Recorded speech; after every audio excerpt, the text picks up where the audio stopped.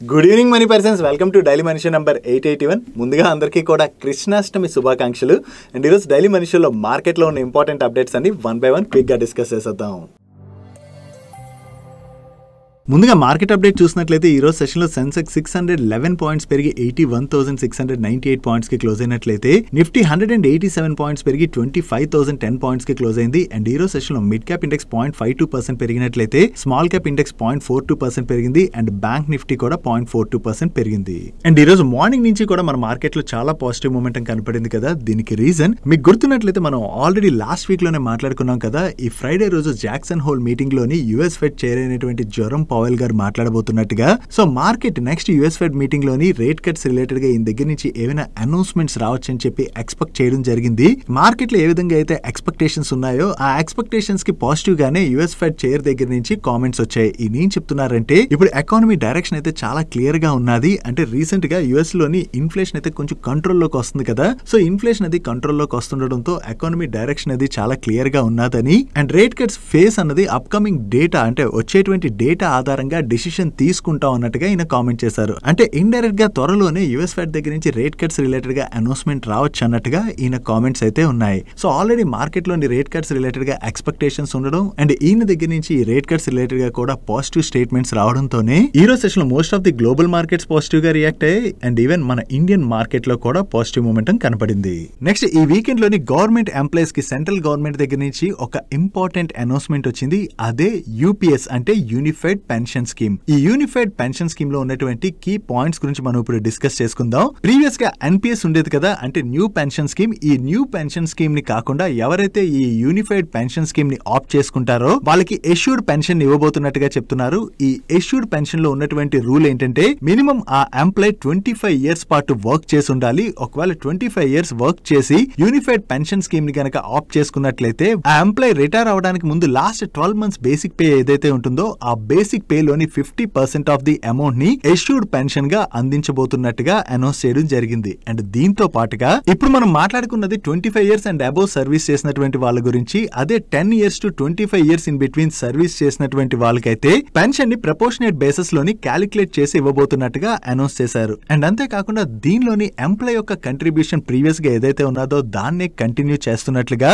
But కానీ government యొక్క contribution previous గా ఎన్పిఎస్ లోని 14% ఉంటే దాన్ని ఈ యూనిఫైడ్ పెన్షన్ స్కీమ్ లోని 18.5% కి పెంచుతున్నట్లుగా అనౌన్స్ చేయడం జరిగింది. And next important point assured family pension. దీనిలో భాగంగా ఒకవేళ పెన్షన్ తీసుకుంటున్నటువంటి వ్యక్తి కనుక చనిపోయినట్లయితే అతని స్పౌస్ కి అతనికి ఎంతైతే పెన్షన్ వచ్చేదో దానిలోని 60% ఆఫ్ ది అమౌంట్ ని పెన్షన్ కింద పే చేయబోతున్నట్టుగా అనౌన్స్ చేశారు. And next point assured minimum pension. అంటే 10 ఇయర్స్ పాటు ఎవరైతే సర్వీస్ చేస్తుంటారో వాళ్ళకి మినిమం అయితే 10,000 రూపీస్ పెన్షన్ ని పే చేయబోతున్నట్టుగా అనౌన్స్ చేయడం జరిగింది. అండ్ దీంతో పాటుగా ఎవ్రీ ఇయర్ ఇన్ఫ్లేషన్ పెరుగుతుంది కదా. సో ఈ ఇన్ఫ్లేషన్ ని కూడా కన్సిడర్ చేస్తూ కన్స్యూమర్ ప్రైస్ ఇండెక్సేషన్ కూడా క్యాలిక్యులేట్ చేసి ఇన్ఫ్లేషన్ ప్రొటెక్షన్ కూడా దీనిపైన అందించబోతున్నట్టుగా అనౌన్స్ చేయడం జరిగింది. దీంతో పాటుగా గ్రాట్యుటీకి అదనంగా లంసమ్ పేమెంట్ కూడా చేస్తా అంటున్నారు. ఈ లంసమ్ పేమెంట్ ని ఏ విధంగా క్యాలిక్యులేట్ చేస్తారంటే ఆ ఎంప్లాయ్ రిటైర్ అవ్వడానికి ముందు మంత్లీ ఎమ్మెల్యూమెంట్స్ అంటే పిఏ ప్లస్ డిఏ అమౌంట్ ఏదైతే ఉంటుందో దానిలోని ఎవ్రీ 6 మంత్స్ కి 1/10 ఆఫ్ ది అమౌంట్ ని క్యాలిక్యులేట్ చేసి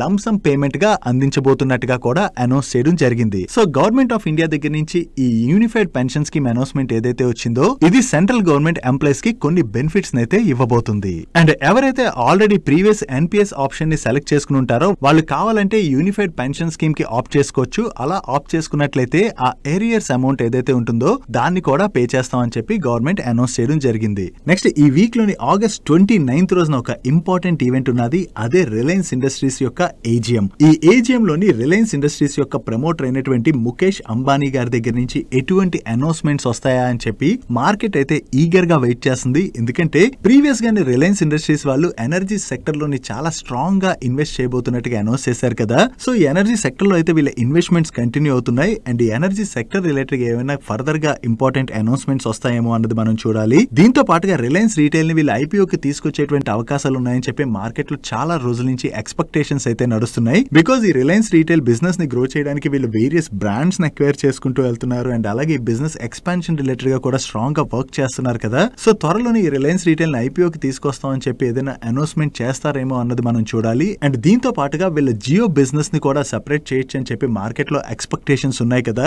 సో ఈ జియో ఐపీఓ రిలేటెడ్ గా కూడా ఈయన దగ్గర నుంచి ఏమైనా అనౌన్స్మెంట్స్ వస్తాయేమో అన్నది మనం చూడాలి. ఏదైనా సరే August 29th రోజున ఈ ఏజిఎం జరగబోతుంది కదా. ఈ ఏజిఎం లో ఏమైనా కీ అనౌన్స్మెంట్స్ వచ్చినట్లయితే ఆ టైంలో మనం రిలయన్స్ స్టాక్ లోని కొంత పాజిటివ్ మొమెంటం చూడొచ్చు. అలా కాకుండా మార్కెట్ ఎక్స్పెక్టేషన్స్ లా కాకుండా ఒకవేళ ఏజిఎం లో పెద్దగా ఏమి ఇంట్రెస్టింగ్ కామెంట్స్ లేవనుకోండి, ఆరో స్టాక్ లో కొంత వాలటాలిటీ కూడా కనపడేటువంటి అవకాశం ఉన్నది. డైలీ మార్కెట్ లో వచ్చేటువంటి ఇటువంటి ఇంపార్టెంట్ అప్డేట్స్ ని మీతో డీటెయిల్ గా షేర్ చేయడానికి మన మనీపర్స్ టీమ్ ఏవైతే ఎఫర్ట్స్ పెడుతుందో ఆ ఎఫర్ట్స్ కనుక మీకు హెల్ప్ఫుల్ అవుతున్నట్లయితే ఈ వీడియోని మర్చిపోకుండా లైక్ చేయడానికి ప్రయత్నించండి. నెక్స్ట్ ఈ రోజు మార్నింగ్ నుంచి ఆల్మోస్ట్ ఫ్లాట్ గా ట్రేడ్ అవుతున్నటువంటి పేటిఎం స్టాక్ లోని ఒక్కసారి ప్రెషర్ కనపడింది కదా. దీనికి రీజన్ ఈ పేటిఎం యొక్క డైరెక్టర్ అయినటువంటి విజయ్ శేఖర్ శర్మ గారికి సెబీ షోకాజ్ నోటీస్ ని ఇష్యూ చేసినట్లుగా ఈ రోజు మనీ కంట్రోల్ వాళ్ళు వాళ్ళ సోర్సెస్ ద్వారా తెలిసినటువంటి ఇన్ఫర్మేషన్ ని పబ్లిష్ చేయడం జరిగింది. దీనికి రీజన్ ఏంటంటే RBI promoter classification norms compliances ఏవైతే ఉన్నాయో వాటిని వీళ్ళు సరిగ్గా ఫాలో అవ్వలేదని, ఆ కంప్లైన్సెస్ ప్రకారం చూసినట్లయితే పేటిఎం లిస్ట్ అయిన తర్వాత ఎంప్లాయ్ స్టాక్ ఆప్షన్స్ ఉంటాయి కదా, ఈ ఎంప్లాయ్ స్టాక్ ఆప్షన్స్ కి అయితే విజయ్ శేఖర్ శర్మ గారు ఎలిజిబుల్ కాదని, కాకపోతే వీళ్ళు ఈ నామ్స్ ని సరిగ్గా ఫాలో అవ్వలేదని చెప్పి రీసెంట్ గా పేటిఎం పేమెంట్స్ బ్యాంక్ రిలేటెడ్ గా ఆర్బీఐ అయితే ఇన్స్పెక్షన్ కండక్ట్ చేసింది కదా. దానిలోని ఏదైతే డేటా ఉన్నదో ఆ డేటాని ఆర్బీఐ దగ్గర నుంచి తీసుకుని సెబీ అయితే ఇన్వెస్టిగేషన్ కండక్ట్ చేసిందని, దానిలో భాగంగానే ఇప్పుడు పేటిఎం యొక్క డైరెక్టర్ అయినటువంటి విజయ్ శేఖర్ శర్మ గారికి సెబీ షోకాస్ నోటీస్ ని ఇష్యూ చేసినట్లుగా న్యూస్ అయితే సర్క్యులేట్ అవుతుంది. సో ఎప్పుడైతే పేటిఎం యొక్క మేనేజ్మెంట్ సెబీ యొక్క కంప్లైన్సెస్ ని సరిగ్గా ఫాలో అవ్వకుండా ఈ విధంగా చేసిందని చెప్పి న్యూస్ సర్క్యులేట్ అయిందో దాంతోనే పేటిఎం స్టాక్ లోని ఈ రోజు సెషన్ లో ఒక్కసారి ప్రెషర్ కనపడింది. నేను ఈ వీడియో రికార్డ్ చేసే టైంకి ఇంకా పేటిఎం వాళ్ళ దగ్గర నుంచి ఎక్స్చేంజెస్ కి ఎటువంటి క్లారిఫికేషన్ కూడా రాలేదు. చూడాలి, న్యూస్ అయితే బాగా సర్క్యులేట్ అవుతుంది కదా. పేటిఎం వాళ్ళు దీని రిలేటెడ్ గా ఏదైనా క్లారిఫికేషన్ ని రిలీజ్ చేస్తారేమో. నెక్స్ట్ ఆర్తి డ్రగ్స్ వాళ్ళు వీళ్ళ ఈక్విటీ షేర్స్ యొక్క బైబ్యాక్ ప్రపోజల్ ని కన్సిడర్ చేయబోతున్నట్టుగా రీసెంట్ గా అనౌన్స్ చేశారు కదా. దీనిలో భాగంగా వీళ్ళ బోర్డు ఈ రోజు మీట్ అయ్యి 6,65,000 షేర్స్ ని బైబ్యాక్ చేయబోతున్నట్టుగా అనౌన్స్ చేశారు. ఈ బైబ్యాక్ లోని వీళ్ళు ఈచ్ షేర్ ని 900 రూపీస్ చొప్పున టెండర్ రూట్ లోని బైబ్యాక్ చేయబోతున్నట్టుగా అనౌన్స్ చేయడం జరిగింది. ఈ బైబ్యాక్ రిలేటెడ్ అనౌన్స్మెంట్ వచ్చే టైంకి ఈ స్టాక్ మార్కెట్ లో అరౌండ్ 560 రూపీస్ ఆర్డ్ లో ట్రేడ్ అవుతున్నది. ఈ 560 రూపీస్ ఆర్డ్ లో ట్రేడ్ అవుతున్నటువంటి స్టాక్ ని వీళ్ళు 900 రూపీస్ కి బైబ్యాక్ చేయబోతున్నారంటే ఆల్మోస్ట్ 50% పైనే ప్రీమియం కి ఈ స్టాక్స్ ని వీళ్ళు బైబ్యాక్ చేయబోతున్నట్టుగా మనం అర్థం చేసుకోవచ్చు. వీళ్ళ దగ్గర నుంచి బైబ్యాక్ రిలేటెడ్ అనౌన్స్మెంట్ రావడంతోనే ఆ తర్వాత స్టాక్ లో ఒక్కసారి జంప్ కనపడి ఈ రోజు సెషన్ లోని 10% పైనే పెరిగింది. నెక్స్ట్ బిహెచ్ఎల్ వాళ్ళు అదానీ పవర్ లిమిటెడ్ వాళ్ళతోని కవాయ్ రాజస్థాన్ అండ్ మధ్యప్రదేశ్ లోని 3 super critical thermal power projects related గా ఒక కాంట్రాక్ట్ ని సైన్ చేశారు. ఈ కాంట్రాక్ట్ లో భాగంగా ఈ 3 ప్రాజెక్ట్స్ కి బిహెచ్ఎల్ వాళ్ళు బాయిలర్స్, టర్బైన్స్ వంటివి సప్లై చేయడంతో పాటు ఎరిక్షన్ అండ్ కమిషన్ రిలేటెడ్ గా సూపర్విజన్ సర్వీసెస్ కూడా ఆఫర్ చేయబోతున్నారు. అండ్ ఈ 3 ప్రాజెక్ట్స్ యొక్క ఆర్డర్ వాల్యూ అప్రాక్సిమేట్లీ 11,000 crores. వీళ్ళకి కొత్తగా ఏదైతే ఈ ఆర్డర్ వచ్చిందో ఇది బిహెచ్ఎల్ వాళ్ళ రిలేటెడ్ గా మనం పాజిటివ్ గా అర్థం చేసుకోవచ్చు. నెక్స్ట్ శిల్పా మెడికేర్ లిమిటెడ్ వాళ్ళ రిలేటెడ్ గా ఒక పాజిటివ్ అప్డేట్ ఉన్నది. వీళ్ళ నార్ యూడిసిఏ టాబ్లెట్స్ యొక్క phase 3 clinical studies successfully complete అయినట్టుగా వీళ్ళు షేర్ చేస్తున్నారు. ఈ టాబ్లెట్స్ ని non alcoholic fatty liver disease తోని బాధపడుతున్నటువంటి పేషెంట్స్ కి ట్రీట్మెంట్ లో భాగంగా యూజ్ చేస్తామని, అండ్ దీని రిలేటెడ్ గా ఆల్రెడీ 165 పేషెంట్స్ పైన ఈ క్లినికల్ స్టడీస్ అయితే వీళ్ళు సక్సెస్ఫుల్లీ కంప్లీట్ చేసినట్లుగా, అండ్ దీని నుంచి డేటా అండ్ రిజల్ట్స్ చాలా పాజిటివ్ గా వచ్చాయని చెప్పి వీళ్ళు షేర్ చేస్తున్నారు. సో ఈ క్లినికల్ స్టడీస్ లోని డేటా వీళ్ళకి పాజిటివ్ గా వచ్చింది కాబట్టి త్వరలోనే ఈ phase 3 క్లినికల్ ట్రయల్స్ డేటాను అయితే వీళ్ళు CDSCO అంటే central drug standard control organization వాళ్ళకి వీళ్ళు సబ్మిట్ చేయబోతున్నారు. సో వీళ్ళు ఈ డేటాను సబ్మిట్ చేసిన తర్వాత CDSCO దగ్గర నుంచి కానీ వీళ్ళకి మార్కెటింగ్ ఆథరైజేషన్ వచ్చింది అనుకోండి, అది శిల్పా మెడికేర్ లిమిటెడ్ వాళ్ళకి పాజిటివ్ కానున్నది. సో ఈ టాబ్లెట్స్ రిలేటెడ్ గా phase 3 clinical studies successfully complete అయ్యాయని చెప్పి వీళ్ళ దగ్గర నుంచి అనౌన్స్మెంట్ రావడంతోనే ఈ రోజు సెషన్ లో శిల్పా మెడికేర్ స్టాక్ పాజిటివ్ గా రియాక్ట్ అయింది. అండ్ రీసెంట్ గా ఐపీఓకి వచ్చినటువంటి ఇంట్రాచ్ బిల్డింగ్ ప్రొడక్ట్ స్టాక్ ఈ రోజు లిస్ట్ అయింది. ఈ రోజు సెషన్ లో ఈ స్టాక్ BSE లోని 1291 రూపీస్ కి లిస్ట్ అయింది. Against IPO price 900 rupees. ఆ తర్వాత స్టాక్ కొంత కరెక్ట్ అయ్యి చివరికి ఈ రోజు సెషన్ లో 1196 రూపీస్ 45 పైసాకి క్లోజ్ అయింది.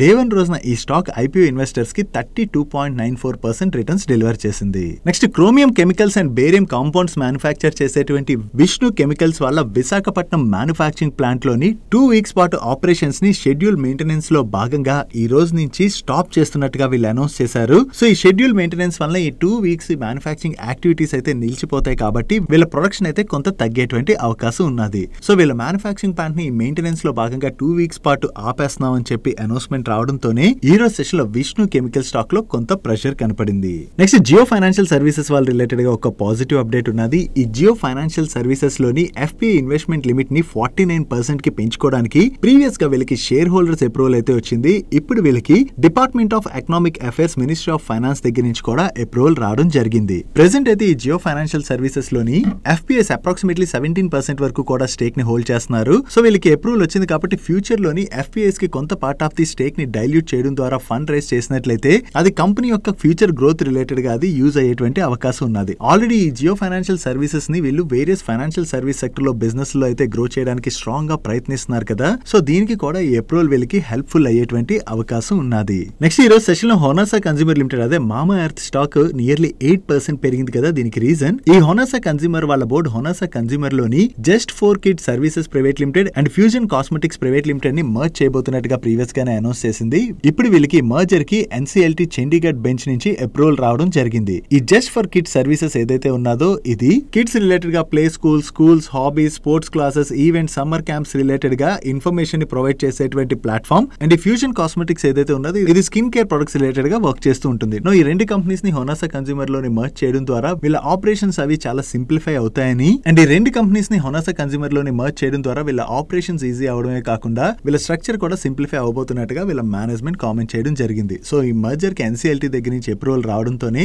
ఈ రోజు సెషన్ లో హోనాసా కన్స్యూమర్ స్టాక్ పాజిటివ్ గా రియాక్ట్ అయింది. Next solar EPC services offer చేసేటువంటి KPI గ్రీన్ ఎనర్జీ లిమిటెడ్ వాళ్ళ సబ్సిడరీ కంపెనీ అయిన Sun Drops Energy Private Limited వాళ్ళకి ఇక్కడ కనపడుతున్నటువంటి కంపెనీస్ దగ్గర నుంచి అప్రాక్సిమేట్లీ 13.30 మెగావాట్ ఆర్డర్ ని విన్ అయ్యారు. అండ్ ఈ ప్రాజెక్ట్ ని ఫైనాన్షియల్ ఇయర్ 24-25 లోని వీళ్ళు వేరియస్ ట్రెంచెస్ లోని కంప్లీట్ చేయవలసి ఉన్నది.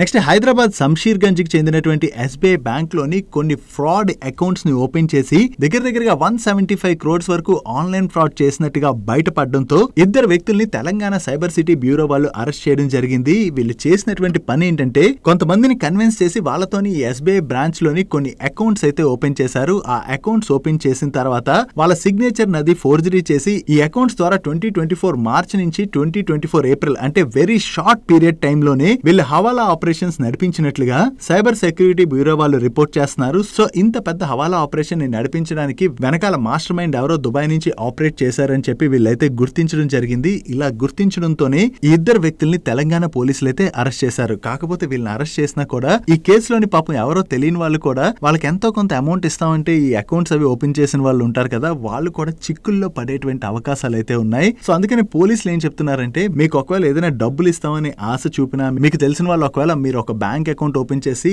ఆ అకౌంట్ ని వాళ్ళు వాడుకుంటామని చెప్పి అడిగినా ఈ విధంగా బ్యాంక్ అకౌంట్స్ అవి ఓపెన్ చేసి ఎవరికి ఇవ్వద్దని చెప్పి పబ్లిక్ అయితే ఒక అలర్ట్ ని పాస్ చేస్తున్నారు.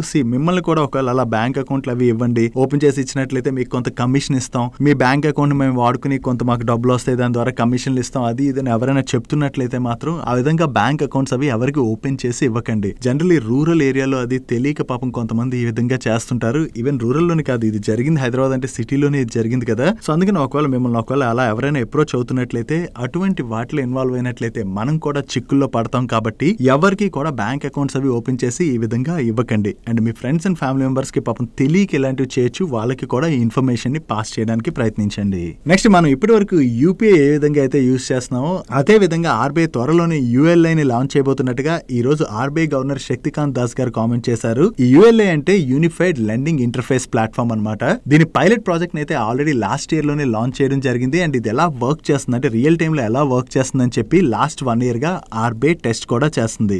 ఈ పైలట్ ప్రాజెక్ట్ అయితే సక్సెస్ అయిందని త్వరలోనే దీన్ని అయితే లాంచ్ చేస్తామని, వన్స్ ఇది లాంచ్ చేసినట్లయితే యూనిఫైడ్ లెండింగ్ ప్లాట్ఫామ్ ద్వారా లోన్స్ అవి పొందాలనుకున్నట్లయితే అది చాలా ఫాస్ట్ అవుతుంది. అంటే ప్రీవియస్ గా మనం లోన్ పొందాలనుకోండి ఇండివిజువల్ బ్యాంక్స్ కి అది వెళ్ళి డాక్యుమెంటేషన్ సబ్మిట్ చేసి ఇలా చాలా టైం తినేసేది కదా. కానీ వన్స్ ఈ యూనిఫైడ్ లెండింగ్ ప్లాట్ఫామ్ ని కనుక లాంచ్ చేసినట్లయితే ఈ టైం అంతా తగ్గిపోతుంది అండ్ డాక్యుమెంటేషన్ వర్క్ కూడా తగ్గిపోతుంది. సో ఇది చాలా మందికి యూస్ఫుల్ అయ్యేటువంటి అవకాశం ఉన్నదని చెప్పి ఈ రోజు RBI గవర్నర్ అయితే కామెంట్ చేశారు. సో చూడాలి ఎంత త్వరలో RBI యూనిఫైడ్ లెండింగ్ ప్లాట్ఫామ్ ని లాంచ్ చేస్తుంది అన్నది. నెక్స్ట్ ఈ రోజు సెషన్ లోని NIIT లిమిటెడ్ స్టాక్ 20% పెరిగి అప్పర్ సర్క్యూట్ లో లాక్ అయిపోయింది కదా. దీనికి రీజన్ ఏంటంటే ఈ NIIT లోని ఫ్రైడే రోజు జరిగినటువంటి బ్లాక్ ట్రేడ్ లోని ఫేమస్ ఇన్వెస్టర్ అయినటువంటి రమేష్ దమానీ గారు 8 lakh షేర్స్ ని ఈచ్ షేర్ 127 రూపీస్ 50 పైసా చొప్పున బై చేయడం జరిగింది. ఈ బ్లాక్ ట్రేడ్ లోని ఈయన అక్వైర్ చేశారని చెప్పి న్యూస్ బయటికి రావడంతోనే ఈ బ్లాక్ ట్రేడ్ లోని ఈయన అది కూడా ఆల్మోస్ట్ ఫ్రైడే రోజు మార్కెట్ లో ట్రేడ్ అవుతున్నటువంటి ప్రైస్ కి దగ్గరగానే అక్వైర్ చేశారని చెప్పి న్యూస్ రావడంతోనే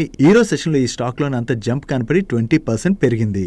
next globally infrastructure EPC services offer చేసేటువంటి కేఈసీ ఇంటర్నేషనల్ వాళ్ళు వీళ్ళ వేరియస్ బిజినెస్ లోని టోటల్ గా 1079 crores వర్త్ న్యూ ఆర్డర్స్ ని విన్ అయ్యారు. ఈ ఆర్డర్స్ లోని వీళ్ళకి టీఎన్డీ బిజినెస్ లోని India, America and middle east లోని కొన్ని టీఎన్డీ ప్రాజెక్ట్స్ రిలేటెడ్ గా ఆర్డర్స్ ని విన్ అయినట్లయితే ఇండియా అండ్ ఓవర్సీస్ లోని వేరియస్ టైప్స్ ఆఫ్ కేబుల్స్ ని సప్లై చేయడానికి మల్టిపుల్ ఆర్డర్స్ ని విన్ అవడం జరిగింది. సో టోటల్ గా వీళ్ళు 1079 crores వర్త్ ఆర్డర్స్ విన్ అయ్యారన్న అప్డేట్ తోనే ఈ రోజు సెషన్ లో కేఈసీ ఇంటర్నేషనల్ స్టాక్ పాజిటివ్ గా రియాక్ట్ అయింది.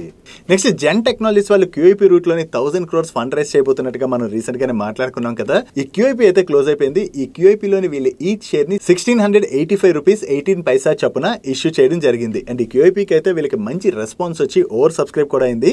అండ్ ఈ క్యూఐపీలోని వీళ్ళు Kotak mutual fund, Bandhan mutual fund, Motilal Oswal mutual fund and white ఓక్ లాంటి వాళ్ళకి షేర్స్ అయితే ఇష్యూ చేశారు. సో ఈ క్యూఐపీకి మంచి రెస్పాన్స్ వచ్చిందన్న దాంతోనే ఈరోజు సెషన్లో జెన్ టెక్నాలజీ స్టాక్ అయితే పాజిటివ్గా రియాక్ట్ అయింది. అండ్ ఈ క్యూఐపీ ద్వారా వీళ్ళు ఏదైతే ఫండ్ రైజ్ చేశారో దాన్ని వీళ్ళ వర్కింగ్ క్యాపిటల్ రిక్వైర్మెంట్స్ కోసం అండ్ అలాగే ఇన్ఆర్గానిక్ గ్రోత్ ఆపర్చునిటీస్ రిలేటెడ్గా యూజ్ చేయబోతున్నట్టుగా వీళ్ళ మేనేజ్మెంట్ కామెంట్ చేయడం జరిగింది.